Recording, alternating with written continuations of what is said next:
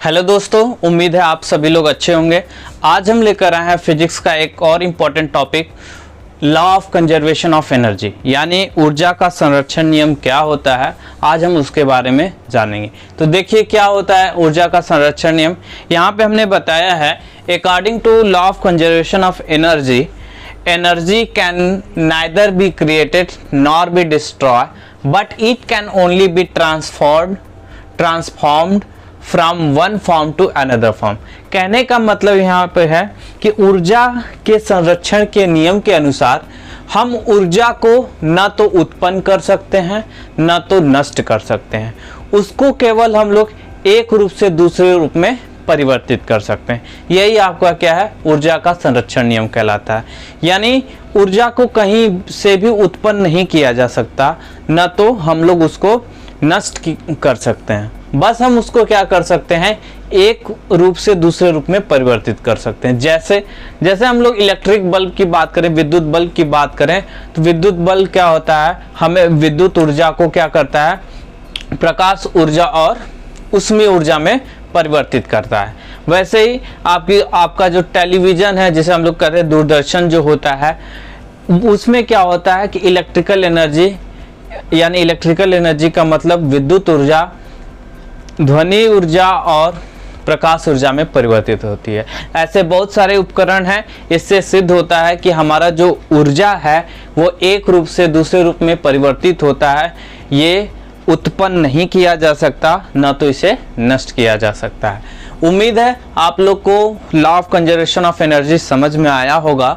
यहाँ पे एक और सेंटेंस हमने लिखा है, एक और वाक्य लिखा है जो इसी से रिलेटेड है, यानी अकॉर्डिंग टू, यानी आपका जो ऊर्जा का संरक्षण नियम है उसको एक और भाषा में हम लोग बता सकते हैं। जैसे हमने यहाँ पे लिखा है, the total energy of an isolated system must remain constant before and after transformation. यानी कहने का मतलब किसी भी वस्तु का ऊर्जा क्या होता है, अपरिवर्तित होगा, चाहे वो परिवर्तन से पहले या तो परिवर्तन के बाद।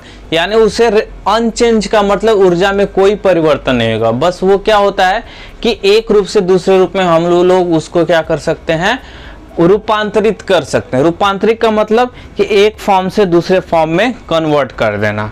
तो उम्मीद है आप लोग को ये क्लियर हो गया होगा। इसको समझाने के लिए अब हम लोग, यानी ऊर्जा के संरक्षण नियम को समझाने के लिए हम एक बहुत ही बढ़िया एग्जाम्पल लेते हैं, जिससे आपको समझ में आ जाएगा law of conservation of energy कैसे प्रयोग किया जाता है, यानी कैसे इसको सिद्ध किया जा सकता है। तो चलिए देखते हैं। देखिए दोस्तों, अब हम एग्जाम्पल की सहायता से law of conservation of energy समझेंगे। देखिए यहाँ पे क्या बताया गया है, यहाँ पे बताया गया है, considered a motion of freely falling object. यानी हमें एक ऐसे वस्तु को सपोज मानना है जो कहीं से गिर रही है, यानी किसी हाइट से गिर रही है। फ्रीली फॉलिंग का मतलब क्या होता है, कोई वस्तु किसी भी ऊंचाई से नीचे की ओर गिरना। ठीक है, अब यहाँ पे क्या लिखा है दोस्तों, यहाँ पे लिखा है, if the effect of air resistance on the motion of freely falling object is ignored. यानी अगर फ्रीली फॉलिंग ऑब्जेक्ट, यानी उस वस्तु पे जो नीचे की तरफ गिर रही है, उसमें जो हवा का वायु का जो प्रभाव है उसको अगर इग्नोर कर दिया जाए, इग्नोर का मतलब उसे हम लोग अगर न मानने का मतलब, इग्नोर का मतलब कहा जाता है कि जैसे नज़रअंदाज कर दिया जाए, यानी उसको हम लोग, उस इफेक्ट को हम लोग कुछ समझे ना, या कहा जाए उसको इग्नोर करने का मतलब कि अगर हम लोग एयर के इफेक्ट को, यानी वायु के प्रभाव को हम लोग सपोज ही ना करें। ठीक है, या ऐसे कह सकते हैं उसको अवॉइड कर रहे हैं। क्लियर हो जाएगा। यानी हम लोग जो भी कोई भी ऑब्जेक्ट अगर गिर रही है, नीचे की ओर गिर रही है, तो उसमें एयर के इफेक्ट को अवॉइड कर दिया जाए। ठीक है, तो अब यहाँ पता है, then we find that during the free fall of the object, यानी तब हमें पता चलता है कि जो वस्तु नीचे की तरफ गिर रही है, तो the decrease in potential energy at any point in its path, यानी उसके स्थितिज ऊर्जा में क्या होती है, कमी होती है, जहां जिस भी पॉइंट पे वो नीचे की तरफ गिर रही है, यानी नीचे की तरफ किसी भी पॉइंट पे अगर हम लोग देखा जाए तो धीरे धीरे उसकी जो स्थितिज ऊर्जा होती है वो कम होती जाती है। और appear as an equal amount of increase in kinetic energy, यानी जैसे जैसे वो नीचे की तरफ गिर रही है तो उसके स्थितिज ऊर्जा में कमी आ रही है, तो वो किसके बराबर हो जा रहा है कि जैसे जैसे वो नीचे की तरफ गिर रही है तो उसकी स्थितिज ऊर्जा में कमी आ रही है, तो वो धीरे धीरे उसकी गतिज ऊर्जा में क्या हो रही है, बढ़ोतरी हो रही है, यानी उसके गतिज ऊर्जा का मान धीरे धीरे बढ़ रहा है। तो वही यहाँ पे बताया गया है, यानी as an equal amount of increase in kinetic energy there is thus gradual transformation of gravitational potential energy into kinetic energy such that their sum remain constant throughout the free fall motion। यानी कहने का मतलब इससे ये clear होता है कि जो धीरे धीरे जो ट्रांसफॉर्मेशन हो रहा है, यानी ऊर्जा का रूपांतरण हो रहा है स्थितिज ऊर्जा से गतिज ऊर्जा में, उसका जो सम होगा वो क्या होगा, एक कांस्टेंट होगा, यानी एक नियत मान होगा इस ऑब्जेक्ट का, जो ऑब्जेक्ट किसी भी हाइट से नीचे की तरफ गिर रही है। यानी कहने का मतलब अगर हम लोग सिंपल भाषा में समझा जाए तो सीधे सीधे कह सकते हैं, यदि कोई वस्तु या यदि कोई ऑब्जेक्ट नीचे की तरफ गिर रही है तो उसमें वायु का प्रभाव को अगर हम लोग अवॉइड कर दें तो उस गिरती हुई उसके स्थितिज ऊर्जा में धीरे धीरे कमी आएगी और वैसे ही उसकी गतिज ऊर्जा धीरे धीरे बढ़ती जाएगी। इन दोनों का जो योग होगा या सम होगा वो कांस्टेंट होगा। कांस्टेंट का मतलब क्या होता है, नियत होगा। और यही ट्रांसफॉर्मेशन क्या बताता है, law of conservation of energy बताता है, यानी कैसे एनर्जी को हम लोग ना तो क्रिएट कर सकते हैं ना तो नष्ट कर सकते हैं, यानी ना तो डिस्ट्रॉय कर सकते हैं, उसको एक फॉर्म से दूसरे फॉर्म में लाए। यानी यहाँ पे हमने ग्रेविटेशनल पोटेंशियल एनर्जी को काइनेटिक एनर्जी में कन्वर्ट कर दिया। उम्मीद है आप लोग को इस एग्जाम्पल से कॉन्सेप्ट क्लियर हो गया होगा। अब चलते हैं कुछ और इम्पोर्टेंट पॉइंट्स के बारे में जानते हैं जो इसी से रिलेटेड है। देखिए दोस्तों, यहाँ पे हम लोग बात कर रहे हैं कि to prove that in the absence of air resistance, यानी हमें सिद्ध करना है कि अगर वायु का प्रभाव ना हो तो the sum of potential and kinetic energy of freely falling object is constant. यानी पोटेंशियल एनर्जी यानी स्थितिज ऊर्जा और गतिज ऊर्जा का जो योग होगा किसी भी वस्तु जो गिर रही है वो नियत होगा। यानी कहने का मतलब the potential energy and the kinetic energy of freely falling object is remain constant, यानी इनका जो सम होगा वो दोनों क्या होंगे, नियत होंगे। उसी को आज हम लोग सिद्ध करेंगे। तो हमने दोस्तों एक फिगर बनाया है, देखिए बोर्ड पे फिगर हमने बनाया कि ये आपका ग्राउंड सरफेस है और यहाँ पे ऑब्जेक्ट्स रखे हैं। ऑब्जेक्ट्स क्या है, पहले ए हमने लिखा है, ए पे यानी ए जो है ग्राउंड से h हाइट पे है और बी जो है बी पोजीशन पे जो ग्राउंड से क्या h माइनस वाई हाइट पे है। यानी अब देखिए ए और बी पोजीशन के बीच की जो डिस्टेंस है y है, इसलिए बी और सी पोजीशन के बीच की डिस्टेंस क्या होगी, h माइनस वाई, क्योंकि टोटल हाइट क्या है, h है। तो h में से अगर y घटा देंगे तो हमें क्या मिलेगा, h माइनस वाई, यानी distance between the position b and c मिल जाएगा। तो यहाँ पे हमने बताया दोस्तों कि पोजीशन a पे यानी कोई भी ऑब्जेक्ट रेस्ट पोजीशन में है, रेस्ट पोजीशन में यहाँ से उसे हम लोग क्या कर रहे हैं, नीचे गिरा रहे हैं। तो हम लोग कई सर्टेन जगह पे हम लोग उसकी क्या करते हैं, पोटेंशियल एनर्जी और काइनेटिक एनर्जी को निकालेंगे, फिर उसका सम करेंगे तो देखिए उसकी वैल्यू क्या आएगी, कांस्टेंट आएगी, यानी नियत आएगी। तो देखिए सबसे पहले पोजीशन ए पे हम लोग काइनेटिक एनर्जी और पोटेंशियल एनर्जी निकालेंगे और फिर उसके बाद पोजीशन बी पे निकालेंगे और फिर पोजीशन सी पे, यानी सबका निकाल के यानी पोजीशन ए पे जो काइनेटिक और पोटेंशियल एनर्जी निकालेंगे उसका सम करेंगे, फिर भी वैल्यू सेम आएगी। यहाँ पे सम करेंगे फिर भी वैल्यू सेम आएगी, यानी सी पे भी करेंगे फिर भी वैल्यू सेम आएगी। यानी किसी भी पॉइंट पे अगर हम लोग किया जाए, किसी भी ऑब्जेक्ट को जो गिर रही है उसका अगर हम लोग पोटेंशियल एनर्जी और काइनेटिक एनर्जी निकालते हैं तो उनका जो सम होगा वो कांस्टेंट होगा। तो देखिए दोस्तों, हमने बोर्ड पे यानी ये बताया है कि ये ऑब्जेक्ट है जिसका मास m है और वो ग्राउंड से h हाइट पे है। हमने इसको ओरली समझा देना है क्योंकि हमने इसको लिखेंगे तो बहुत बड़ा होगा, लेंदी होगा, जिससे आप लोग को कंफ्यूजन भी हो सकता है। इसलिए हम लोग बोल के समझा दे रहे हैं कि एक ऑब्जेक्ट है जिसका मास m है, वो ग्राउंड लेवल से h हाइट पे है। ठीक है, जब ऑब्जेक्ट को यहां से गिराया जाता है तो वो ऐसे होते हुए पॉइंट C पे आता है जो ग्राउंड पे आ जाता है। तो उसी के बीच जो ये पॉइंट B दिख रहा है दोस्तों, ये गिरती हुई वस्तु का एक पॉइंट है, यानी ये B पोजीशन। तो हमें इन तीनों पोजीशन पे हमें क्या निकालना है, ग्रेविटेशनल पोटेंशियल एनर्जी या पोटेंशियल एनर्जी जिसे कहते हैं, और काइनेटिक एनर्जी। इन दोनों का सम निकालेंगे, क्या आता है उसके बारे में डिस्कस करेंगे। तो अगर हम देखते हैं सबकी वैल्यू सेम आती है तो हमें पता चल जाएगा कि फ्रीली फॉलिंग ऑब्जेक्ट का पोटेंशियल एनर्जी और काइनेटिक एनर्जी का जो सम होता है वो कांस्टेंट होता है दोस्तों। तो देखिए बोर्ड पर हमने पोजीशन ए का निकाला है। पोजीशन ए पे क्या है, हमारा जो इनिशियल यानी रेस्ट पोजीशन में है तो यहाँ पे इनिशियल वेलोसिटी आपकी 0 होगी, और पोजीशन ए पे अगर हम लोग बात करें काइनेटिक एनर्जी की तो वो 0 होगा, और gravitational potential energy at point P यानी पी पोजीशन पे पोटेंशियल एनर्जी यानी स्थिति ऊर्जा क्या होगी, हमारा mgh होगी। यानी एक सर्टेन हाइट पे अगर किसी भी वस्तु का अगर हम लोग स्थिति ऊर्जा निकालते हैं तो वो क्या होगा, mgh।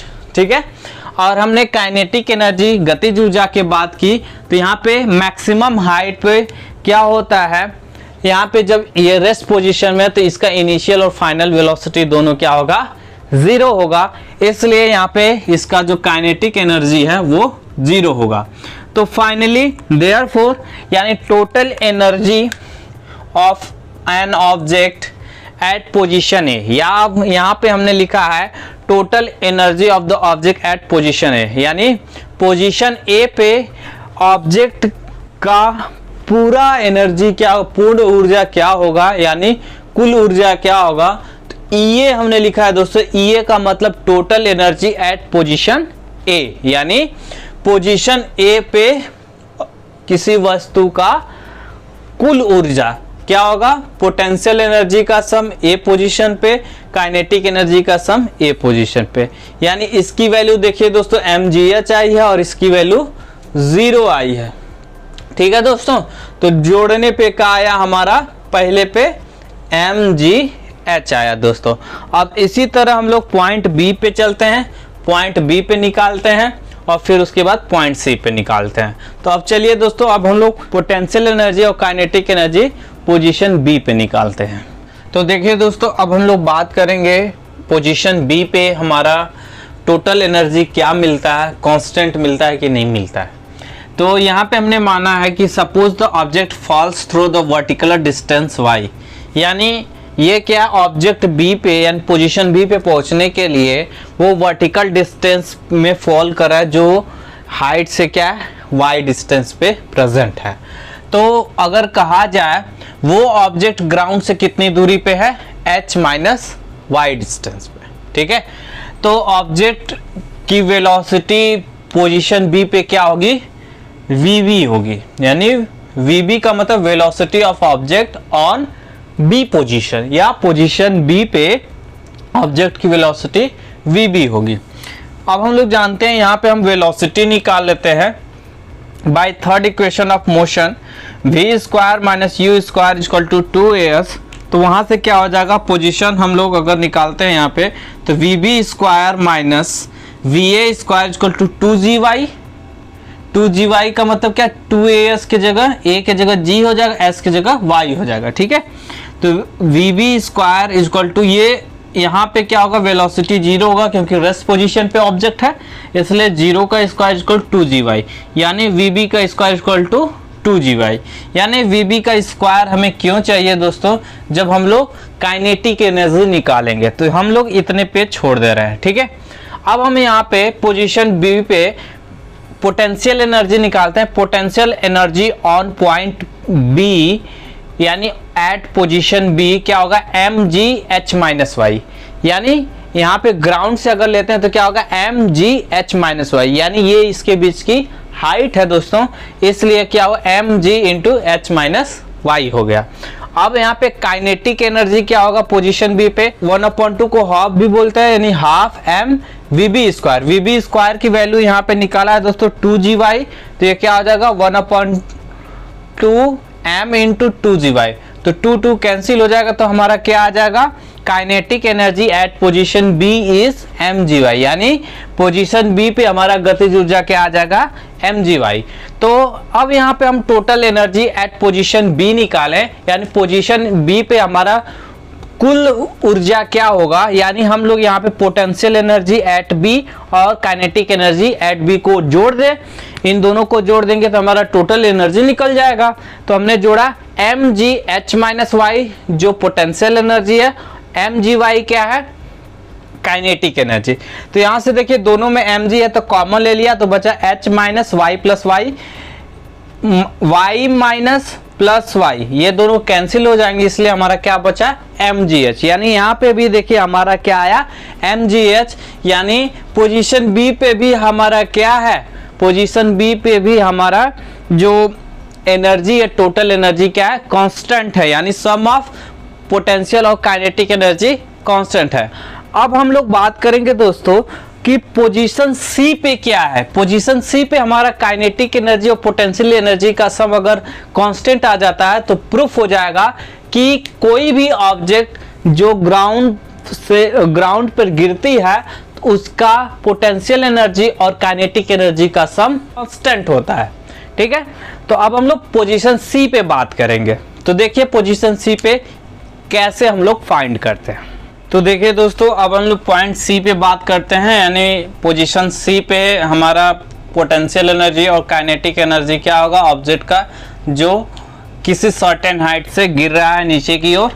हमने क्या माना है, suppose object falls through a vertical distance h, यानी एक ऑब्जेक्ट है जो क्या हो रहा है कि वर्टिकल डिस्टेंस h से ग्राउंड पे गिर रहा है, and just touch to the ground, यानी वो क्या हो रहा है कि ग्राउंड पे टच कर जा रहा है। तो यहाँ पे velocity of the object eight C position is vc, यानी पोजीशन C पे वेलोसिटी ऑब्जेक्ट की क्या है, vc है। तो bye third equation of motion v² - u² = 2as। तो अब यहाँ पे हमने vc स्क्वायर रखा माइनस va² = 2gh, यानी 2gh, यानी यहाँ पे हाइट क्या ऑब्जेक्ट की h हो गई है, ठीक है। तो ये वैल्यू रेस्ट पोजीशन पे है तो 0 हो गई, यानी vc² = 0 का स्क्वायर = 2gh, यानी फाइनली हमारा vc² क्या है, 2gh। अब यहाँ पे हम पोटेंशियल एनर्जी एट C निकालते हैं दोस्तों, यानी पोटेंशियल एनर्जी एट C क्या होगा।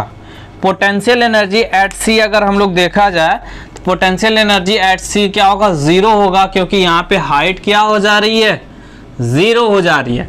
अब देखिए पोटेंशियल एनर्जी आपकी तो 0 हो गई। अब काइनेटिक एनर्जी एट C क्या होगा, यानी हाफ m vc², यानी vc² की वैल्यू हमने यहाँ पे निकाली, यानी 2gh, यानी 1/2 m × 2gh, 2 से 2 कैंसिल हो गया, तो हमारा E kinetic energy at C क्या आया, mgh।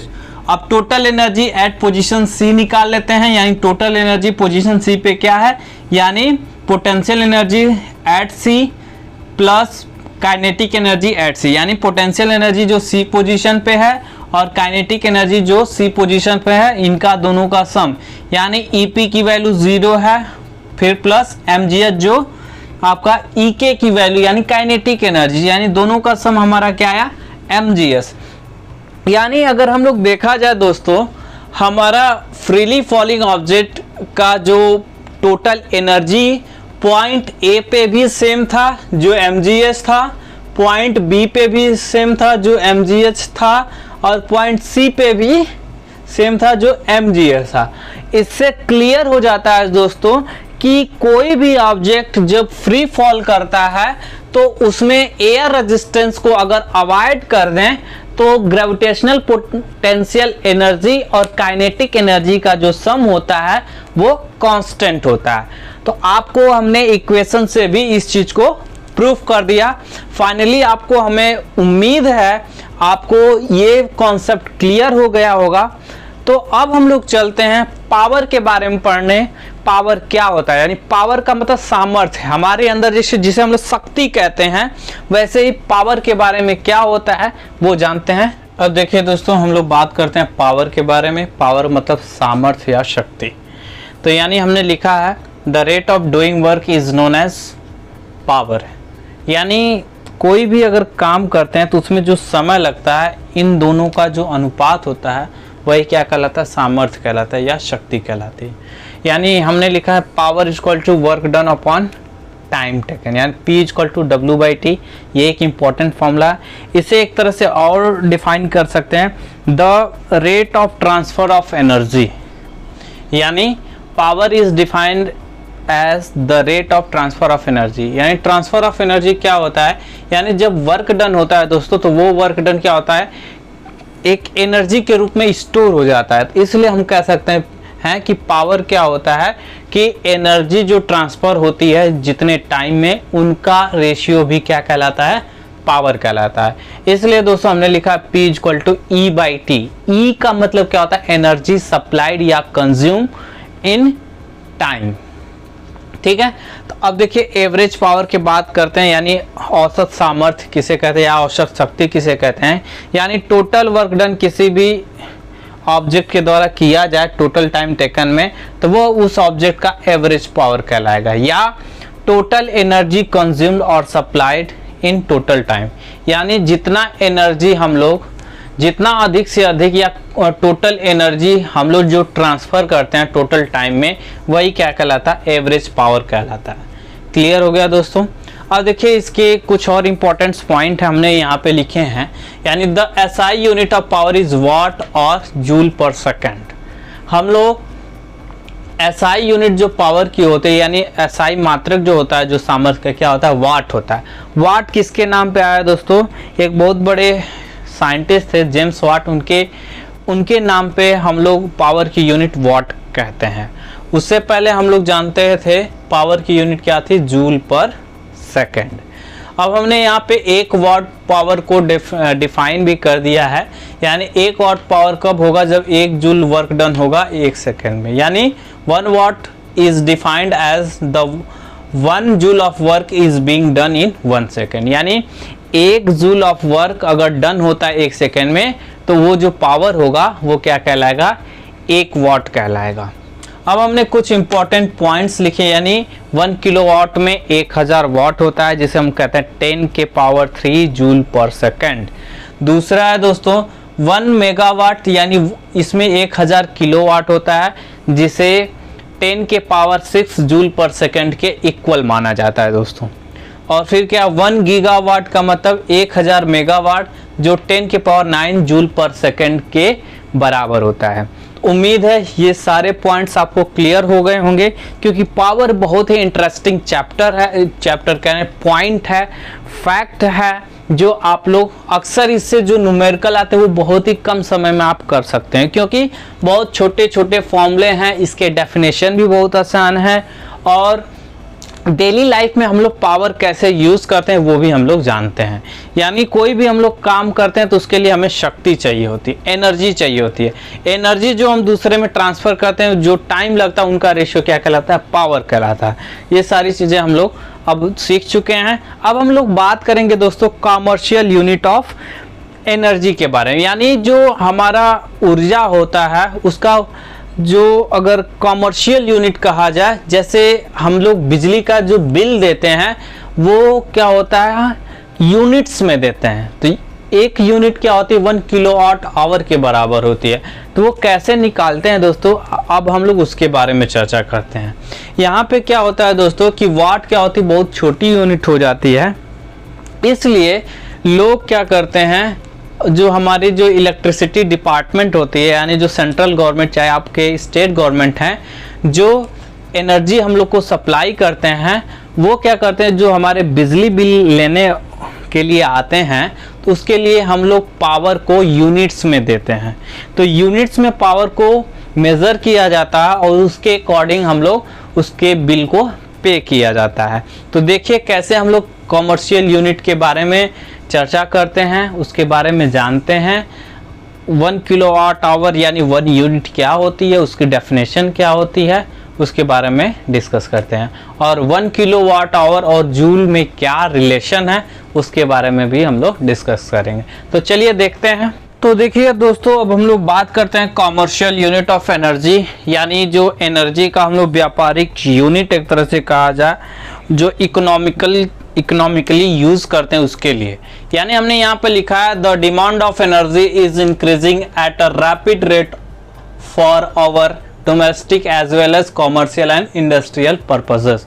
यानी एनर्जी ऊर्जा का उपयोग हमारा दिन प्रतिदिन बढ़ता जा रहा है, चाहे वो घरेलू उपकरण के लिए हो, चाहे कॉमर्शियल व्यापारिक हो, चाहे इंडस्ट्री या औद्योगिकरण के लिए हो।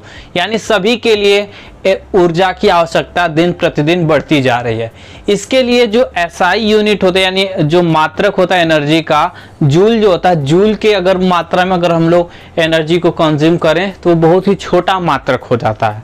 तो इसके लिए हम लोगों ने बिगर यूनिट को सपोज किया, जो क्या होता है 1 किलोवाट आवर, और उसी 1 किलोवाट आवर को हम लोग कॉमर्शियल यूनिट ऑफ एनर्जी कहते हैं।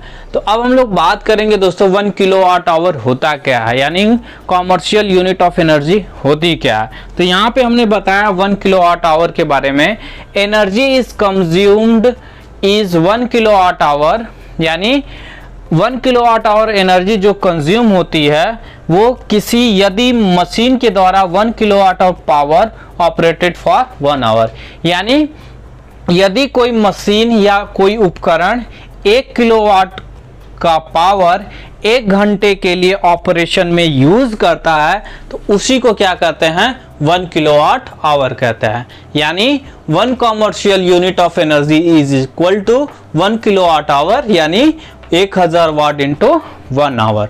तो ये दोस्तों आपका क्या था 1 किलोवाट आवर के बारे में हमने बता दिया, यानी कॉमर्शियल यूनिट ऑफ एनर्जी के बारे में समझा दिया आपको। उम्मीद है आपको ये समझ में आ गया।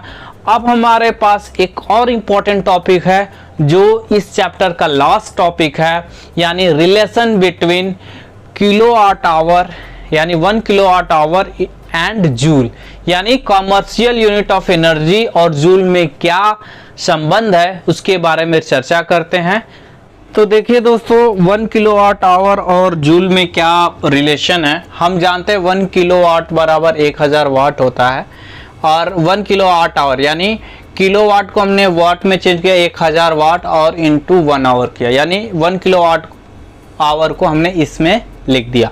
फिर हमने आवर को सेकंड में चेंज किया, यानी 1000 ये वाट वाला है, और ये 60 इंटू 60 यानी 1 घंटे में 60 मिनट, 60 मिनट में 60 सेकेंड, तो ये 60 इंटू 60 वाट सेकेंड, यानी ये हो जाएगा 6636 होता है, और ये 1000 और ये 00 यानी ये आपका 1 लाख। तो ये 1 लाख ये हो गया, यानी 36 इंटू 1 लाख वाट सेकेंड, यानी आ गया फाइनली आपका 3.6 इंटू 10 के पावर 6 वाट सेकेंड। यानी जैसे हम लोग कहते हैं 1 kilowatt hour is equal to 3.6 10 के पावर 6 जूल, यानी वाट सेकेंड ही आपका क्या कहलाता है, जूल कहलाता है दोस्तों। ठीक है, तो यानी जूल पर सेकेंड को हम वाट कह सकते हैं। जैसे अगर मान लीजिए अगर हमें समझा वाट सेकेंड कैसे आया, तो हम लोग पढ़ते हैं वर्क डन, यानी पावर क्या होता है दोस्तों, पावर आपका होता है W/T होता है, यानी जूल पर सेकेंड होता है। अगर ये वाट दिया है दोस्तों, तो अगर हमें जूल निकालना है तो वाट सेकेंड हो सकता है ना, वाट सेकेंड लिख सकते हैं ना इसको, इसलिए हमने वाट सेकेंड किसके इक्वल हो जाएगा, जूल के इक्वल हो जाएगा। इसलिए 1 kilowatt hour is equal to 3.6 गुणित 10⁶ जूल होगा। तो उम्मीद है आज हमने जितने भी टॉपिक्स कवर किए वो सभी आपको समझ में आया होगा। और मैं आपसे आशा करता हूँ आप लोग कड़ी मेहनत के साथ अपनी तैयारी जारी रखें, अपने मनचाहे कॉलेज को पा सकें। जितना कड़ी मेहनत करेंगे, जितना कठिन परिश्रम करेंगे, उसका फल अवश्य मिलेगा आपको। और मैं ये भी आशा करता हूँ कि मेरे वीडियो को आप लोग ध्यान से देखें, जिससे अगर आपको कोई भी कंफ्यूजन हो किसी भी चैप्टर से तो वो आपको दूर हो जाए, यानी आपको क्लियर हो जाए, उससे कोई भी कंफ्यूजन ना हो। मैं एक बात और आपसे कहना चाहूँगा दोस्तों, अगर किसी भी विद्यार्थी को या आपके रिलेटिव्स हों या सगे संबंधी हों या आपके मित्र हों, उनको चाहे किसी भी स्कूल्स के एंट्रेंस एग्ज़ाम की तैयारी करनी हो, चाहे जामिया हो, चाहे AMU हो, चाहे BHU हो या CHS हो, 9th 11th या किसी भी डिप्लोमा इंजीनियरिंग की तैयारी करनी हो, तो हमारे TBIT ऐप पे इसकी तैयारी कराई जा रही है, जिसमें हमारे बहुत ही क्वालिफाइड और वेल एजुकेटेड टीचर उपस्थित हैं, जो आपके हर क्वेश्चन के आंसर देने के लिए तत्पर रहते हैं। तो उम्मीद है, हम आपसे यही उम्मीद करते हैं कि आप और आपके जो सगे संबंधी हैं, जो इच्छुक हैं तैयारी करने के लिए, अच्छे कॉलेज में एडमिशन लेने के लिए, तो वो हमारे साथ जुड़ेंगे और दिन प्रतिदिन हमारे क्लास को, हमारे ऐप के बारे में सभी लोगों को जागरूक करेंगे। अब दोस्तों, अब हम लोग अगले वीडियो में इसी चैप्टर से रिलेटेड इम्पॉर्टेंट क्वेश्चन के बारे में डिस्कस करेंगे, जो आपके एग्जाम में अक्सर पूछे जाते हैं। तब तक के लिए धन्यवाद। Goodbye, take care of yourself.